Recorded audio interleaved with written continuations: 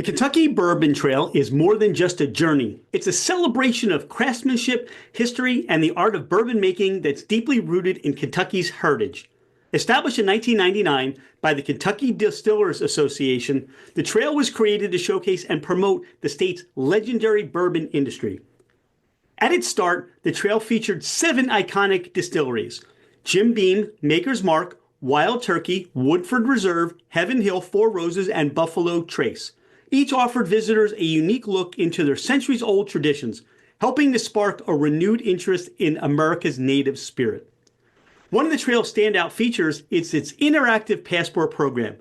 Visitors collect stamps at each distillery they visit, and as they complete their journey, they earn exclusive rewards, a fun way to encourage exploration and deepen the connection between bourbon enthusiasts and Kentucky's rolling hills. Over the years, the trail has expanded to reflect the industry's incredible growth. Today, it includes over 40 distilleries, ranging from household names like Bullet, Angel's Envy, and Bardstown Bourbon Company to smaller operations bringing fresh innovation to the scene. The trail has also grown to include the Kentucky Bourbon Trail Craft Tour, which showcases the state's burgeoning craft distilleries.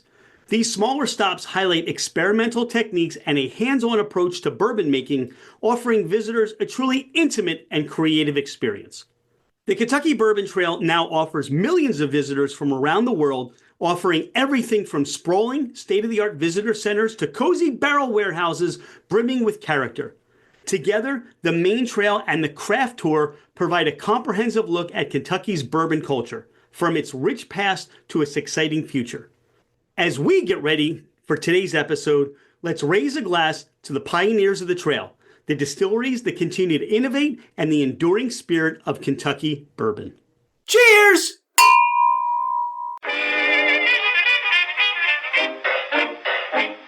Hello, ladies and gentlemen, craft spirit enthusiasts, and those interested in the intoxicating world of craft distilleries, cideries, meaderies, wineries, and the occasional foray into breweries. It's Rich Shane, and welcome to Fermented Adventure, the podcast, where we bring you the fascinating people that are making the mash, fermenting, distilling, bottling, pouring, and delivering to you some of the finest libations in the world. Before we get started, here are a few housekeeping items. Thank you for bringing the podcast into wherever you are and whatever you're doing. We truly are grateful that you have chosen to listen and make us part of your day. It would mean the world to us if you left a 5-star review. This helps us climb in the rankings, and it makes it easier for others to find us. Don't hesitate to leave us your comments as well. If the podcast didn't meet your expectations, tell us why. We're always striving to improve. You can find us at fermentedadventure.com. We are on Instagram and Facebook as Fermented Adventure. Email us at fermentedadventure@gmail.com. All right, FA Nation, let's meet our guest. He's Dr. Pat Heist. I'm Rich Shane. This is Fermented Adventure, the podcast. Dr. Pat, welcome to the podcast. Thank you, sir. Happy to be here. We're going to take a little trip on the Bourbon Trail down to Danville, Kentucky, and we're going to visit with Wilderness Trail today. How did Wilderness Trail get started? Well, it's a long story, and we've only got an hour here, so I'm going to keep it brief. Wilderness Trail is a culmination of the expertise that began as a fermentation company. So my business partner and I, Shane Baker, we have a fermentation company that services hundreds of distilleries, and the knowledge that we gained through working with distilleries and breweries on the fermentation business culminated in starting Wilderness Trail Distillery. So we're a very scientific-minded distillery operation with a ton of expertise pulled from hundreds of other operations. So that's what really makes us unique. And in a nutshell, that's kind of how we went from A to B. All right, there's a whole bunch of nuts that we can start cracking open there. So thank you for that. You and Shane, you met, as I understand it, you met in the music scene, right? Yeah, we played in a very unconventional rock band. I was finishing out a PhD in plant pathology. Shane was already a successful mechanical engineer. Actually, he was in venture capital, in a company that bought distressed businesses and turned them over. And so we were playing in a rock band in the mid-'90s leading up to the early 2000s. And we stayed friends. And in that kind of culminated in us starting our fermentation business together. All right, Firm Solutions. Obviously, we're Fermented Adventure. We can really get into the science, pick your brain a little bit. But what was it about for you? You know, you talked about getting your PhD, but the science for you, what was it that excited you to go down this trail? So, early on, my passion has always been microbiology. I mean, at the heart of it, studying microorganisms, bacteria, yeast, fungi.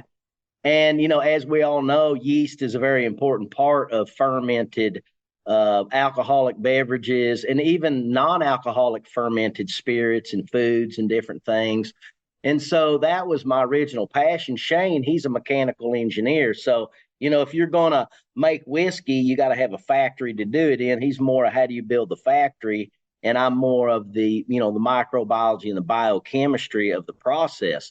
And so, we came together with, again, this mutual interest in this industry, started the yeast business back in 2006. And little by little, getting into, fuel ethanol distilleries, beverage ethanol distilleries.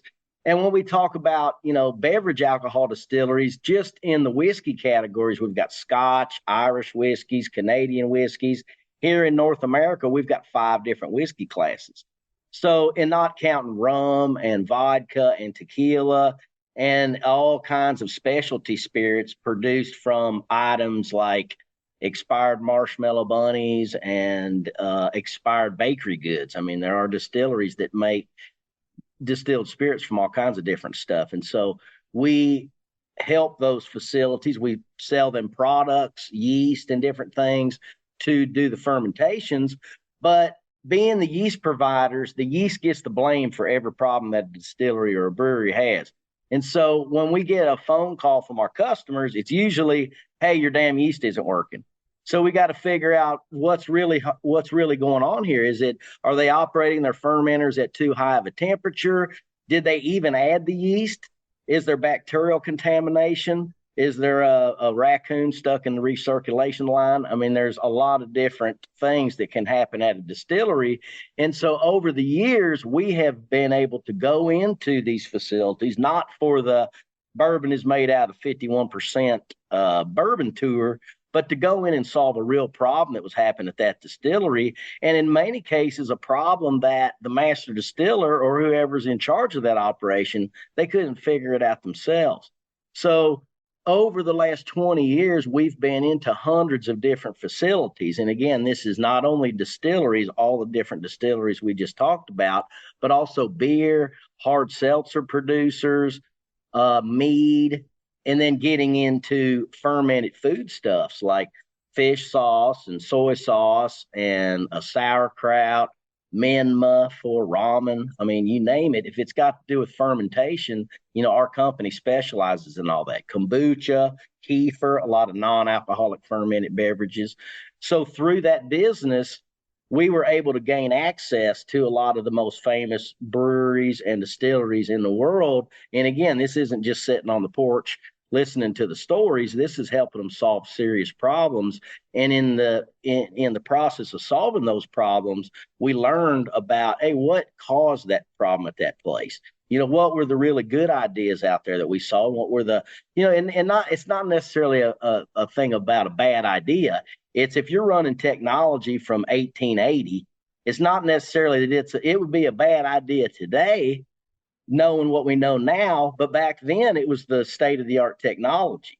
So we also have to respect the fact that in this industry, there's a lot of really good old history that we want to preserve. I mean, we're not trying to tell distilleries, hey, take out those nasty old wooden fermenters. I mean, those are nostalgic, those are classic, that's historic stuff there. So we want to respect that, but at the same time, you have to be realistic and say, hey, if you're running a wooden fermenter, you're going to expect a whole bunch of contamination that you're not going to get in a stainless steel operation where you can clean everything to almost the level of sterilization.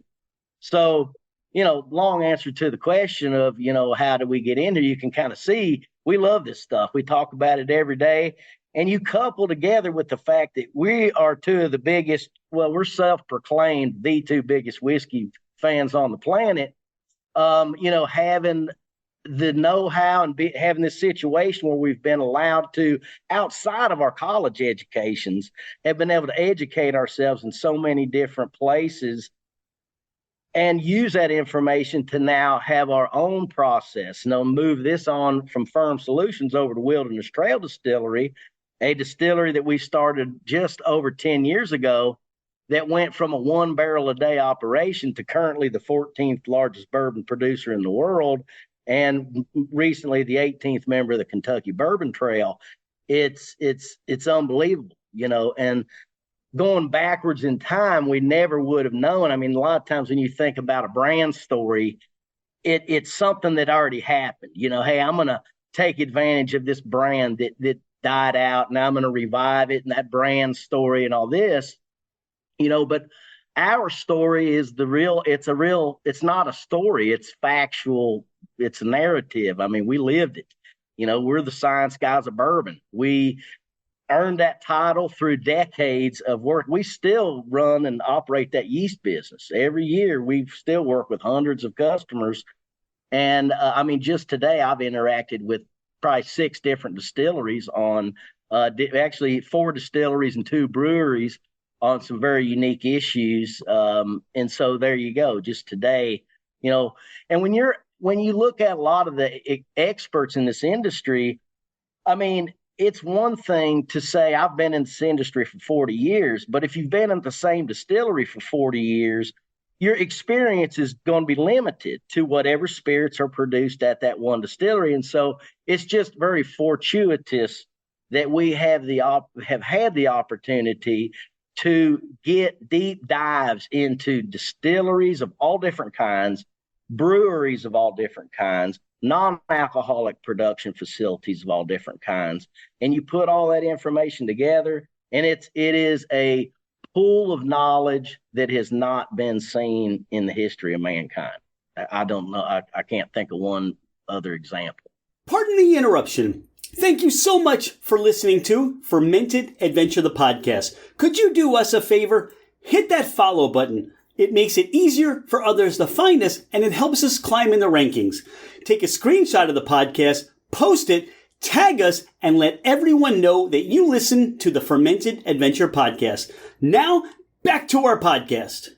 I liken it to, in a way, growing up as a child of a professional athlete, growing up within just the NASCAR community and getting to see and drive and experience all aspects before you really get a chance to go into the big leagues. And I wonder for you and Shane, what it was like when you started to get into some of those names that we know every day that have these little proprietary licenses, things they're using that they don't want to tell anybody about. And you may be having these conversations, well, I know you've been doing it all this way, all this time, but maybe you want to look at this, or we can help you solve this problem, and here's why, even though your distillery dates back pre-prohibition. Yeah, it's a delicate balance of, definitely we maintain a very high level of confidentiality. In many cases, we're signing material transfer agreements so that we're not able to steal somebody's yeast strain, for example, in the event that we're studying a bacterial contamination event. On the other side of it is that, we have, I guess kind of been labeled as authorities on these different issues. And so it's like there's not too many different places that you can call for help, deep help in issues, especially as they relate to microbial contamination, bacterial contamination, wild yeast contamination. So, but we have always maintained a high level of confidentiality. I mean, I haven't mentioned any distilleries that we work with, and I won't, because, we maintain confidentiality. But that doesn't mean that in our minds, we don't know exactly what's going on at all those facilities, and we can utilize that information. When we give a report to another distillery and they see that information, it's like, oh, wow, this is great. Well, we're the only ones that get to see the reports from all the distilleries. So we get to see our own. Now we have our own distillery, so we see our own reports. What does the bacterial profiles look like? I mean, we're not even talking about limestone filtered water and the grain recipe and the yeast. We're talking about microorganisms that are in the fermenter that aren't on the recipe card. And we've got chemical ways of keeping track of those. We've got microbiological ways of keeping track of those. But we're keeping track of our own distillery and hundreds of other distilleries, and have for over 20 years. I mean, nowadays, you can take an organism of interest and have whole genome sequencing done on that thing within a matter of days for hundreds of dollars.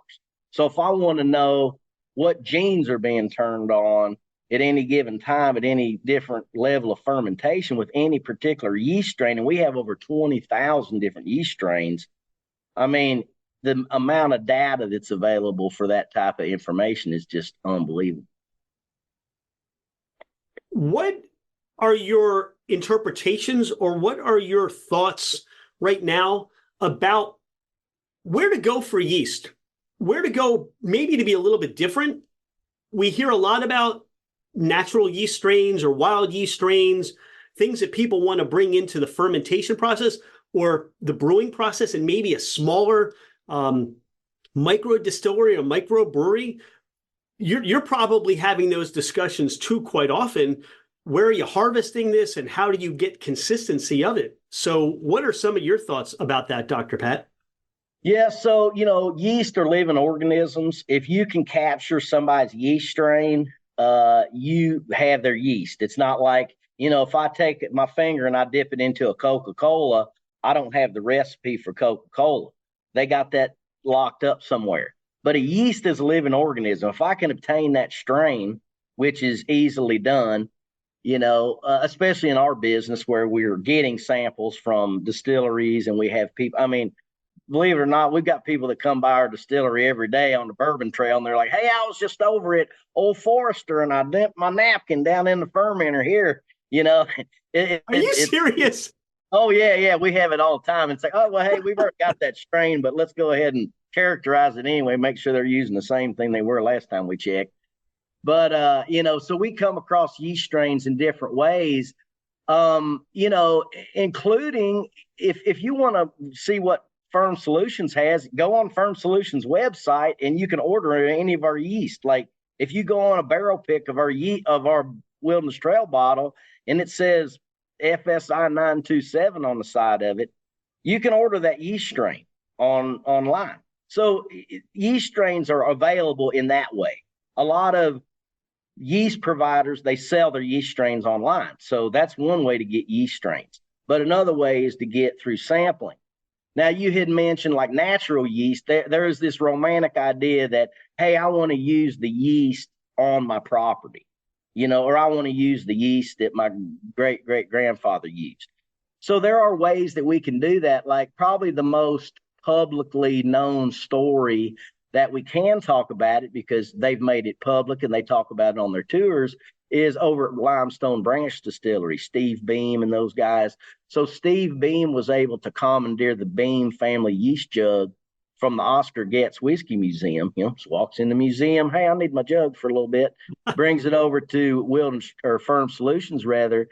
And we weren't able to culture living yeast out of there, but we were able to extract DNA, generate nucleotide sequences big enough that we could match those DNA sequences up to DNA in our database from yeast strains that we already have cryogenically stored in our collection. So we're able to match that yeast up to a living strain that we have in our collection based on DNA similarities. So there's also that level of, there's microbiology, but there's also the molecular biology and the genetics and those types of things that we can take advantage of in terms of how do we mix and match yeast. Going out in the field, there's still a little bit of that going on. We can set traps for yeast. If I want to go to, you pick a field and we'll take some traps out there and we'll catch yeast in that field. But there's a lot of work that has to be done. Just because I have a yeast doesn't mean it's going to be good when I make alcohol. So I've got to characterize that. Our advice nowadays is start with strains. We've got 8 or 10 great distiller strains that, if you want to do something unique, then take strain A, B, and D and add them at proprietary quantities and don't tell anybody. And that's a way that you can take an existing yeast strain. And I mean, everybody's using the same species of yeast anyway. So how different really are, everybody talks about their yeast strain, but the guy who knows what everybody's using, there's similarities and there's differences. There are distilleries who you would believe that they are using the totally different yeast strains, but they're really using the exact same yeast strains. And they may not even know that. So there's similarities and there's differences with different distilleries in this industry. And that, you tell me one distillery that differentiates themselves solely based upon their yeast strains. I mean, Four Roses kind of does the thing where they've got the different, OVSK, different thing, but that's not their only thing. So it's one of those things that we talk about, but it's not usually the whole thing. I want to read someday your tell-all book about your experiences with distilleries and some of the stories that have come out of it. And I know you're not ready to have that be published yet, but down the road, I think that would be a very great read. I think for me, and I'm the consumer, right? So I'm taking these tours. It's very frequent. They'll talk about a mash bill. They'll talk about the char. They'll talk about the barrel. They'll talk about the distillation process. But if you ask them, what's your yeast strain or what are you doing for yeast? Well, that's a proprietary secret. We can't tell you. So a lot of the flavor, a lot of the character is certainly being imparted by the barrel, by the grain. But I'm sure you're going to say to me, you know what?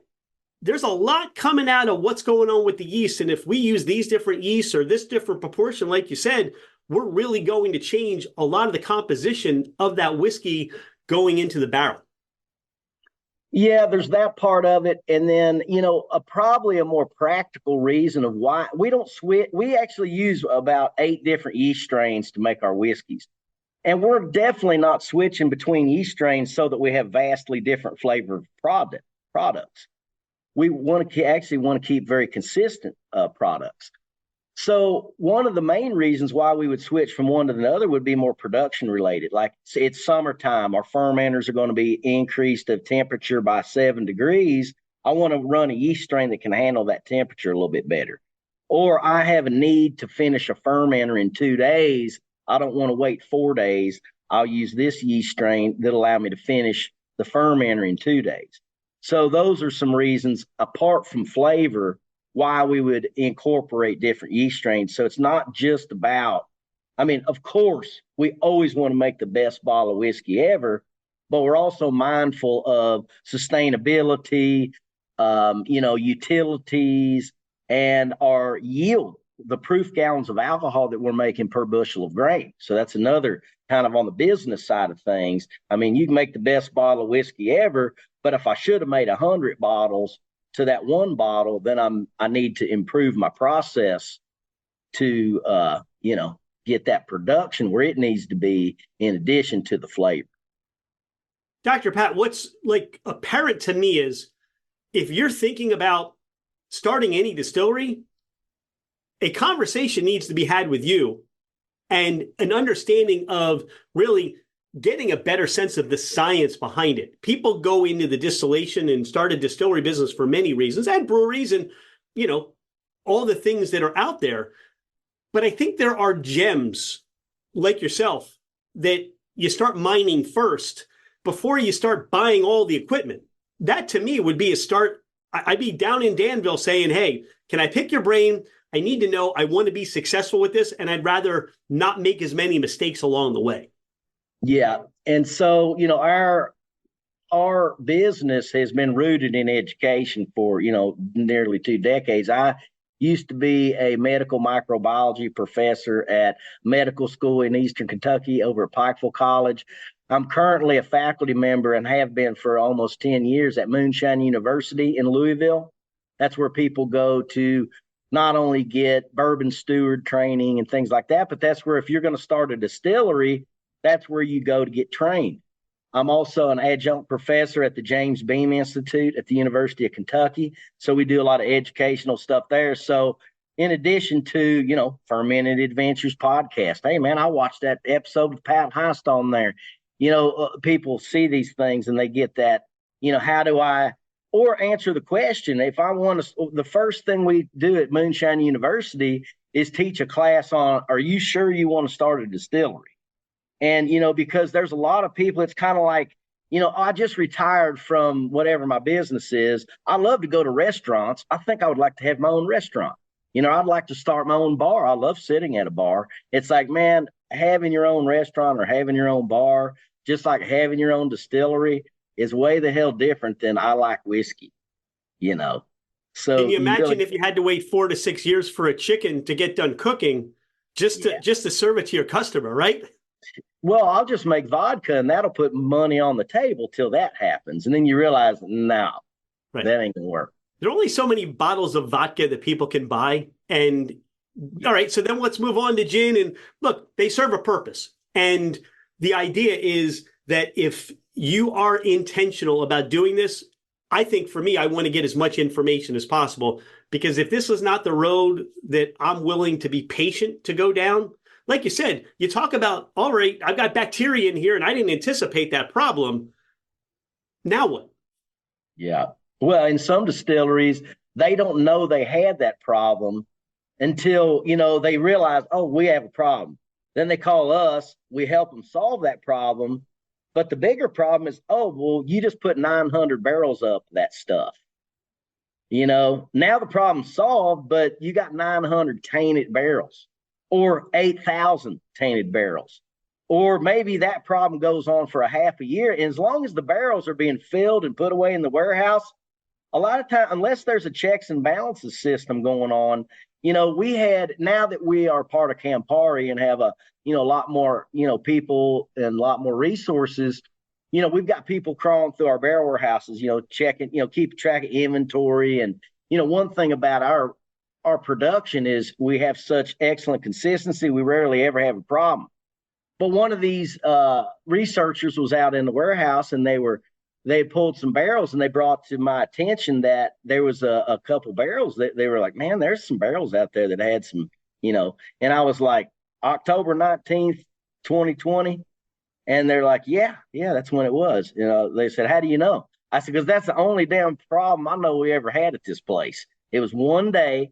We fixed the problem the same day it happened. It was related to when we started up our last iteration of our expansion. We put in the 36-inch column, and we had 2 new cooker tanks. And the milled grain that was going into the cooker tank, some of that steam was backtracking up through the grain delivery system, and it was causing it to get moldy up into there.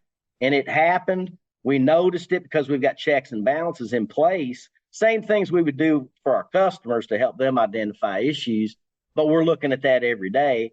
We found the issue. We solved it. Yeah, we had a couple of barrels that got put back. And actually, they're kind of interesting now because we were also able to capture the bacteria that contaminated those batches. And so now we've got aging whiskey, which with a known contaminant. So now all those off flavors, meaning they're not our standard flavors, they're still great flavors. Now we've got organisms we can match up to those flavors in case in the future we want to, recreate those flavors. I mean, that's the good news about studying contamination, is a lot of that contamination plays into the flavor profile. So over the years, I see kind of more customized sour mashing process. Like instead of just taking liquid left over from a previous batch, how about I take this very specific bacteria, Lactobacillus brevis, and I'll grow it up in a little batch of mash. And if I'm successful in that thing doing what I want it to do, I'll kill out the bacteria, then dump all that organic acid over into my fermenter like a controlled sour mash. So I'm still able to get that acidification that I'm looking for, but I'm donating over a very specific organic acid. Organic acids condense with alcohols to form esters, and esters are what give the fruity flavors and nutmeg and all these different classic flavors of bourbon. So It's another way of looking at it. So when we rarely have contamination events, we use those as opportunities to study that and how does that influence the flavor of our bourbons. I would very much imagine somebody else, like you said, it could be a couple barrels, it could be 900, it could be multitudes of barrels. In their mind, they're thinking, am I going to have to dump this?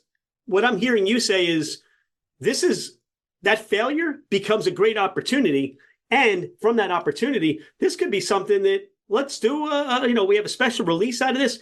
There are opportunities. And if you hadn't thought about it, you can start breaking down the bacteria, what's going on. And if it works and your customers love it, you're exciting me that I'm getting whatever you're calling that, the happy accident bottle or whatever. That's excited for me. Yeah. But if I didn't take any notes during the accident, I wouldn't be able to recreate it. So every accident in the rare event that we've had an accident, we're recording it and we're able to learn from it. But moreover than that, we're dealing with hundreds of other customers who are having accidents all the time, and we're able to learn from their accidents. In a lot of cases, catalog. I mean, when I told you we have 20,000 different yeast strains, we've got over 200,000 different bacteria. And bacteria are rarely ever mentioned outside of you might hear a distillery say something about, we have our own set of house bugs here. And then what are you talking about? I don't know. They're house bugs, I reckon. And it's like, that's where we come in and we can help to identify those. And that's just what we've been doing for Distillery. So the advantage we have is we've got our data plus everybody else's data. All right. Well, I have 3 bottles here. We have the bourbon, the rye, and the wheated bourbon. Which one should we open up first and share and talk about? I always start with the wheated bourbon, just because it doesn't have any rye in it. Okay. So before you cleanse your palate with the spiciness of the rye, I like to start with the wheated bourbon. This was the first whiskey we made, actually, that's another good reason to start with it in terms of the journey of Wilderness Trail. We started with that one. A lot of people ask us why we started making a wheat. And the reason is that's Shane and I's, was our kind of go-to. We've always been, Maker's Mark, a lot of the old Stitzel Weller, classic wheated, Weller and old Fitzgerald. That's kind of what we were aiming for with that. But yeah, that's why we started with wheat. The other thing is, from a sustainability aspect, wheat was what we could get that was readily available locally. So it was important for us early on to use local grains. Now we started Wilderness Trail, we were grinding 820 pounds of grain a day. We do over 1 million pounds every 5 days now. So our geographic area where we get our grains has expanded pretty significantly, but we've always tried to get grains as local as possible. So it was an extra year to get our rye, which is why those products were delayed. So with that wheat, and then you're talking about the expansion, does that change again, going back to the yeast conversation of what you may use or taking in some of those other experiences you've had? Does that kind of fall into a different line of, all right, we need to switch this up because now we're, bringing in wheat from somewhere else and maybe this might change some things for us? Well, there's definitely always that to be considered. We haven't seen that to be a really huge factor. I mean, it's not like we went from getting wheat in our county to getting it in South Dakota all of a sudden. It's just that we're still getting it from our county, but we've had to increase our geographic footprint. Some distilleries get their grain from Europe, for example, and that would be, it's just a little different for us. So we haven't seen that as anything that's changed our process or the flavor of our whiskeys, because still with our bourbons, corn is still the main ingredient, and the corn is for the most part the most local grain that we get. Now, some other things to consider, probably more importantly than where we're getting our grain, is the fact that we went from a pot still to a column still, and then from a 18-inch column to a 36-inch column. So, and our fermenter sizes have changed. We went from 500 gallon to 4,000 gallon to now 20,000 gallon fermenters. So those are some other things that have changed a little bit, which we've been able to, have very tight control over those. And we haven't had any serious changes in how our product tastes. It's very interesting when you look back. I live between Kentucky and DC, and DC is where we released our product second after Kentucky. So there's a lot of old bottles floating around DC. So it's interesting to see some of those old pot distilled bottles still out there. They're labeled pot distilled on the side. Now they say column distilled. So when you go back to taste the old pot still stuff, it's still right along the exact same lines, but it's just kind of a point of interest when you're out looking for Wilderness Trail bottles. If you see those old bottles that say pot distilled, there weren't very many barrels of that made in total. We make more barrels now in one day than the total number of pot distilled barrels that we used to put back in a whole year. We have not made it down to Wilderness Trail Distillery. A little bit south of Lexington and Louisville. So for the experience of those that are on the trail, what's the feedback that you get, of when they get there and just they arrive? I mean, this is me sitting down with Dr. Pat Heist, and we're doing a tasting of these and a very special gift. So thank you for that. But what can people expect when they come down to the distillery and get on that trail and see you? Yeah, you can expect the best tour on Bourbon Trail for sure. And not just, I'm biased for sure, but we do have the best tour on the Bourbon Trail. Our staff is highly trained. A lot of the same, detailed information that we're talking about today, our staff is very capable of relaying that. A lot of people, when you think about Wilderness Trail, because it's not been on our minds for very long. We've only been here 10 years. And 10 years ago, we were only filling 1 barrel a day. So nobody cared about us 10 years ago. And when you drive up and you pull over that hill and you see, oh my God, we got 250,000 plus barrels resting on our campus. So this is a major distillery. I mean, that's one of the first things, in addition to just the sheer beauty of the place and where it's new and it's well manicured. I mean, it's just a beautiful, beautiful place to visit, very educational. I always joke with people. I tell them, oh, is this the last stop? And they're like, no, we still got some to make. I said, well, usually you save the best for last, but you still got a couple more to go to. But yeah, we're good friends with all the other distilleries on the Bourbon Trail. We're all KDA, Kentucky Distillers Association members. For the most part, all the distilleries are part of the Kentucky Bourbon Trail. So we all get along well together. We get phone calls. Hey, man, I got a group that wants to come there a little late today. Is there any way you can accommodate? And we're back and forth, same thing. We're all good friends and we got business relationships together, but we also are trying to, see that the fans are getting, if somebody's a huge fan of Danny Potter or somebody, it's like, man, let me dial him up. Maybe he'll be over there and he'll hang out for you a little bit, and they're doing the same stuff for us. And so it's pretty cool. It's the idea. I don't know if you follow the Savannah Bananas, right? The baseball team. But the idea is it's all about fans first. The experience has to be about the fans. And I think when you talk about the Kentucky Bourbon Trail, the association, the people that are involved, they understand you've got to take care of your fans. You've got to take care of your customers. You've got to take care of those that are continuously buying and talking about what you do. Because realistically, that things can happen very quickly as maybe there's some bacteria where you can change people's perspectives very quickly. If you go out there and you take care of these people, they're going to tell their friends. Friends are going to tell their friends. They're creating bus trips and all those things. You're pumping out, while we were speaking, how many barrels did you just fill, right? You're busy. You got a lot of stuff going on. But if you make me feel like I'm the only person that ever showed up at your distillery, you've got a fan for life. You got a customer for life. And I think that's what those distillers in Kentucky get. Yeah. If we do this, we'll keep doing what we can do and get to do what we love and just enjoy life the way we want to enjoy it.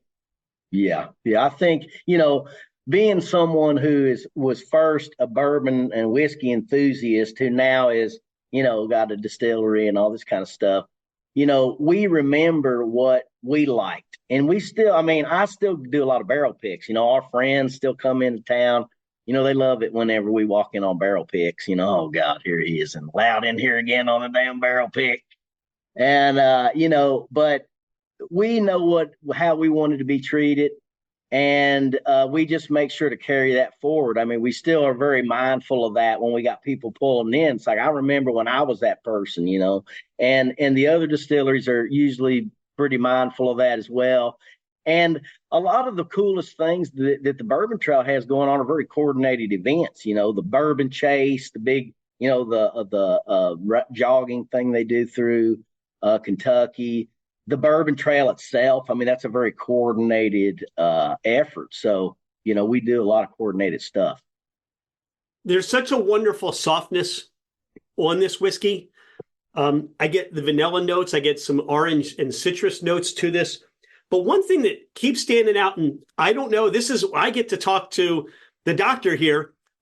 So Drew Mayville kind of taught me, he drinks a little bit of vodka before he does his tasting to kind of clear his palate. So I've adopted that. So I'm getting a little bit of pickle note on the nose here. I don't know if anybody said that, or if maybe that's my influence of having a little bit of vodka at the bottom. It shouldn't, but has anybody said, I get some pickle out of this? I haven't had too many people say that, but what someone else might describe as a citrusy, like a lime type of, on the green side of citrus, not just describe it a little bit differently. Okay. But we do. And now one thing I'll say about our wheated bourbon is there is a good bit of the type of spice that I normally associate with rye. There's not a lot of it, but there's enough of it to where I'm like, oh, and that little bit of orange that you kind of mentioned, that's kind of unique, I think, for our rye whiskey or our wheated bourbon rather, so because it doesn't have any rye in it. It's a 64 corn, 24 rye or wheat rather, 12% malted barley. And then one thing we talked about today is sweet mash process. We're a sweet mash producer. Every other distillery on the Kentucky Bourbon Trail and most famous whiskeys in general are made from a sour mashing process. This is where when you're mixing all the milled grains in with the hot water, you displace a percentage, usually 20 to 30% of that water is displaced with liquid filtered out from a previous distillation. So that material is called backset. It's brought back to the front of the process from the, like, again, it's the liquid that came out of the still after you remove the alcohol from the beer. You displace 20 to 30% of your mashing water with that to create what's called a sour mash. And that's an acidified mash. Sweet mash process is where you're mixing all fresh water each time with the grains rather than add any of that liquid from a previous batch. We just aren't acidifying.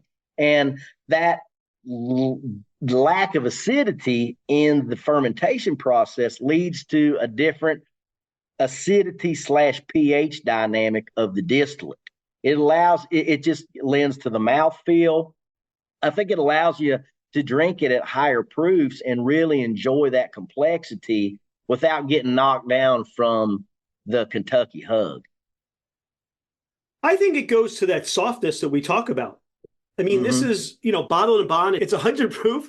My experience, and you talk about the sour, you talk about the sweet mash, you talk about the acidity.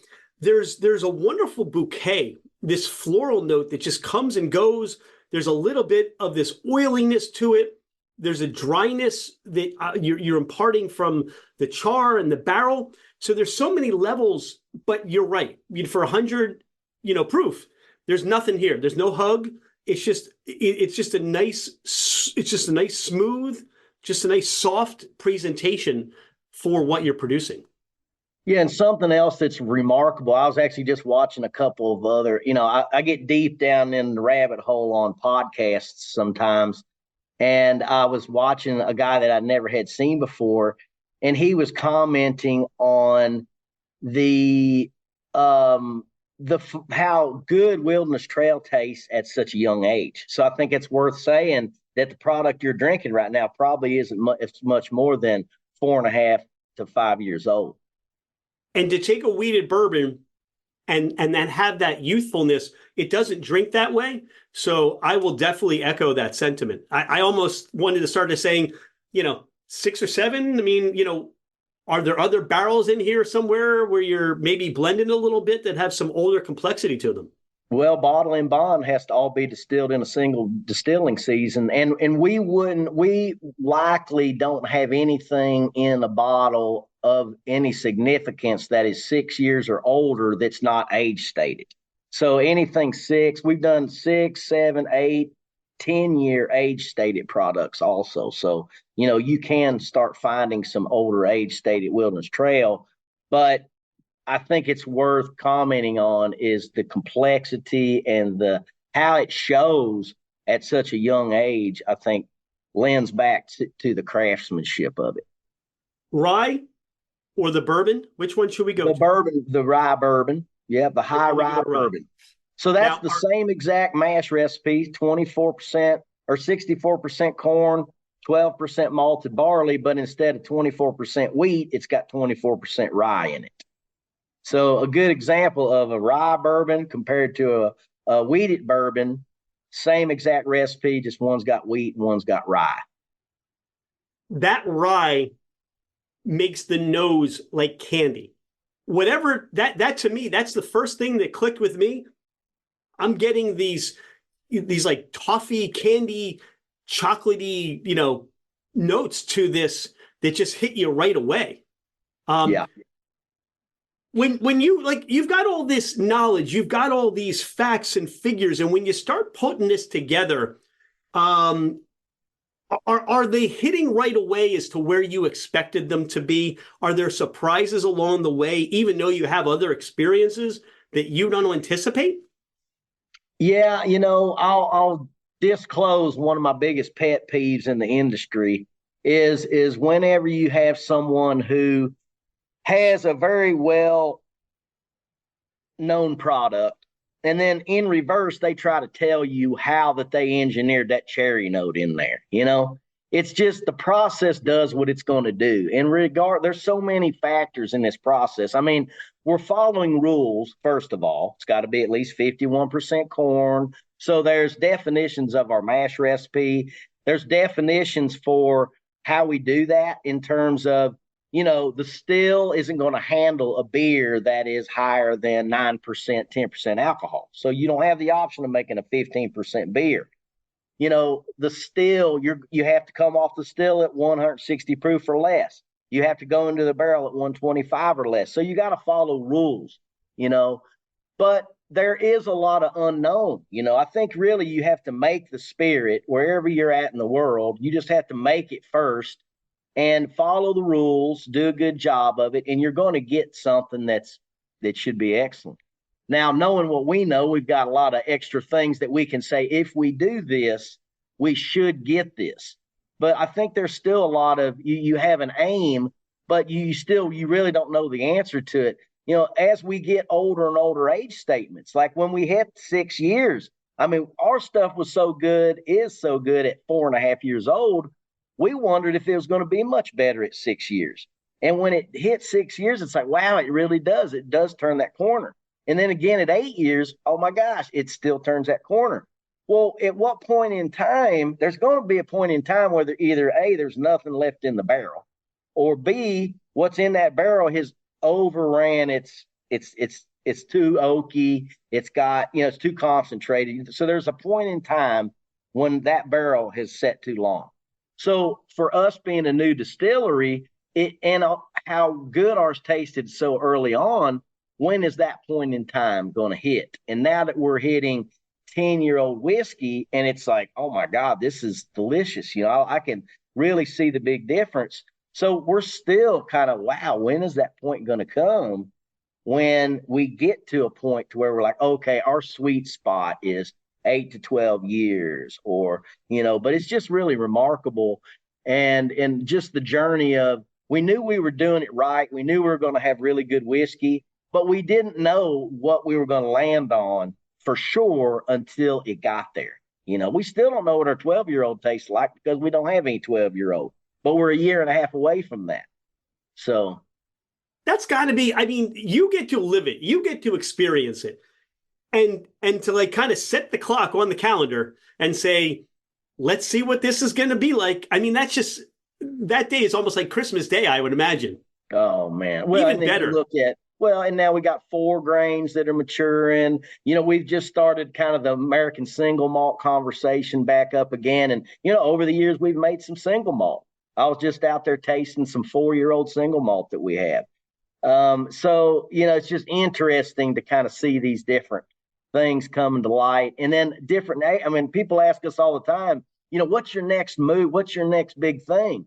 It's like, because we're the science guys of bourbon. People are looking for us to do innovative things, and it's like, well, hell, man, let our products hit these ages, because that's really, to me, one of the most exciting things that we've got going is just hitting these marks. Because unlike other brands that I can go buy a 10-year whatever, and I have been able to buy that for the last 20, 30 years, but I've never had the option of getting a 10-year Wilderness Trail yet.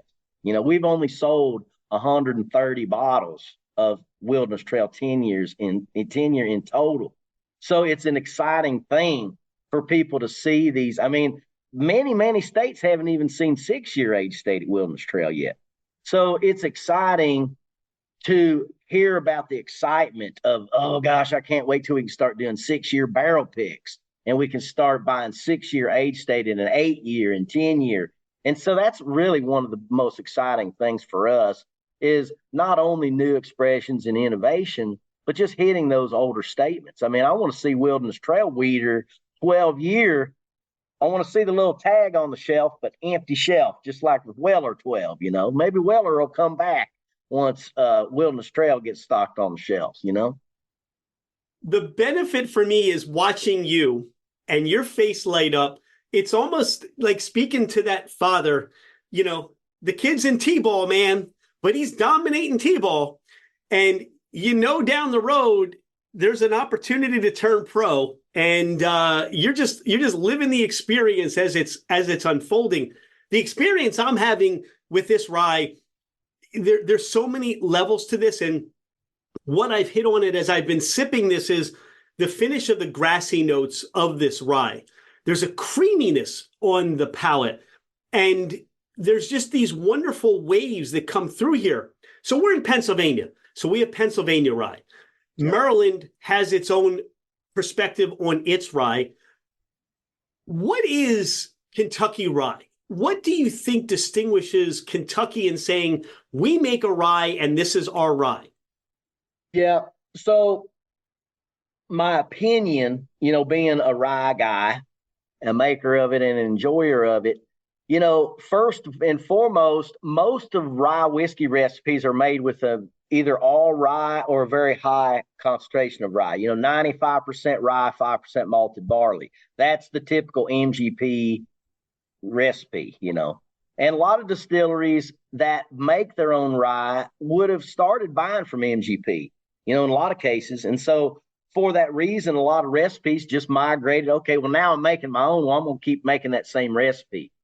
So I think that the ryes in that area historically are made with a much higher percentage of rye.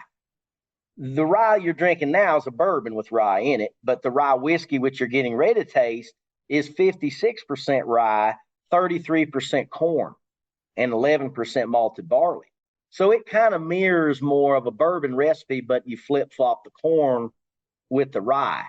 And we've got corn in there. So our rye whiskey is a little bit, it's got a little bit more of that sweetness from the corn.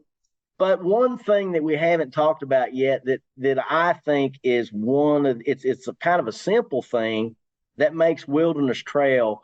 You mentioned the balance and the mouthfeel, which I think a lot of that comes from the sweet mash process, which really plays into the enjoyment of, when you look at cocktails, for example. I teach, a lot of cocktail classes and bartenders and different things. And when you look at how acidity plays into a cocktail in the overall balance of how it hits, the distillate itself is such a cocktail of different things going on the acidity component of that cocktail of things just going on that distillate is extremely important to the delivery and the mouthfeel of that distillate. Now, back to the other question of why, rye whiskey in Kentucky is, okay, we got a little bit of corn in there, but we're going into the barrel. Our rye whiskeys go into the barrel. Our bourbon goes into the barrel at 110. So we're coming out at 113 to 118. So to get to 100 proof, which is what you're drinking there, it doesn't take much of a dilution at all. Our rye whiskey goes into the barrel between 100 and 105. I've even seen single barrel strength of our rye that was under 100 proof. It's just super interesting to see something come out of the barrel at such a low proof. And the advantage of that is, first of all, I can enjoy that as a barrel strength option, and it's not going to blow my taste buds out, and it's not going to kill me from 150% alcohol. But if I dilute it, which is the case with our bottled in bond, and certainly is the case with most other rye brands that are bottling at 80 or 90 proof, if I'm coming out of the bottle at 140 and I'm taking that down to 80 or 90, where in the hell's all my flavor? You've diluted everything that had to offer. So one thing that makes our products so great, and this is just an easy thing, is going into the barrel at a lower entry proof so that we're not having to dilute it so much to get it to our standard offering of bottled in bond. I think that's important to note, that you've got so much flavor, so much concentrated flavor, that you're giving that to the consumer. You could have gone a different path and said, let's put this out at 92. Let's put this out at 90. We'll still get some flavor, but it won't be this experience. And I think what I'm hearing you say, Dr. Pat, is that that's your personality. That this is what, when people pick up a bottle of Wilderness Trail, Distillery, whatever, this is what they can expect. This is what we're shooting for. Because what I'm hearing you say, this is what you want to drink too. Yeah. One of the things as a whiskey enthusiast that bugs me more than anything, and unfortunately, with a lot of NDPs, that are getting whiskey from different distilleries, I've seen this with a lot of that. But even well-known brands these days, where there's just a shortage of aged spirit, they're having to put younger and younger stuff in bottles. But when you identify a brand as, oh, wow, this was really good, and you go get that second bottle, or you get a bottle buy for somebody and it's not the same, One thing about Wilderness Trail, two words that I use, one of them is confidence. When I go to the store, I will do a tasting for the President of the United States, and I will feel confident going by whatever liquor store is on my way, and I'll get 3 bottles of Wilderness wherever it's at. If it says Wilderness Trail label on there, you're going to have the reliability, which is my other word, the reliability and confidence that it's going to be a killer bottle and it's going to be just as good. It's going to be what you got last time.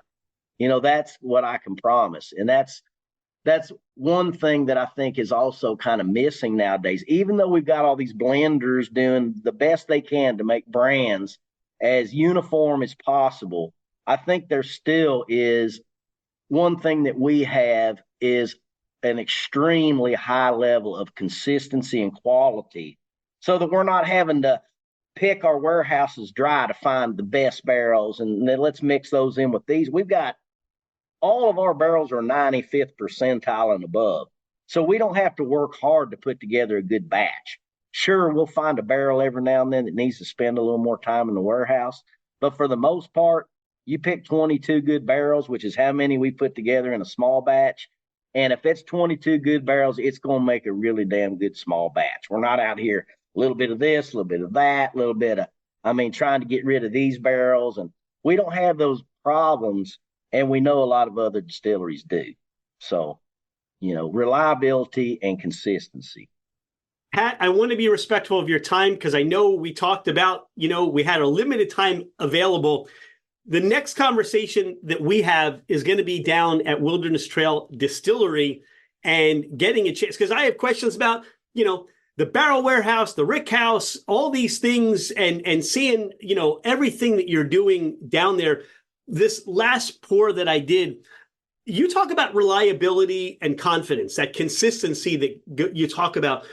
But what I enjoy is the fact that I've got a Kentucky straight bourbon, I've got a rye, and I've got the wheated, and they're all different, and they're all strongly different. And my experience has been, and you are the enthusiast, right? You know what we're talking about.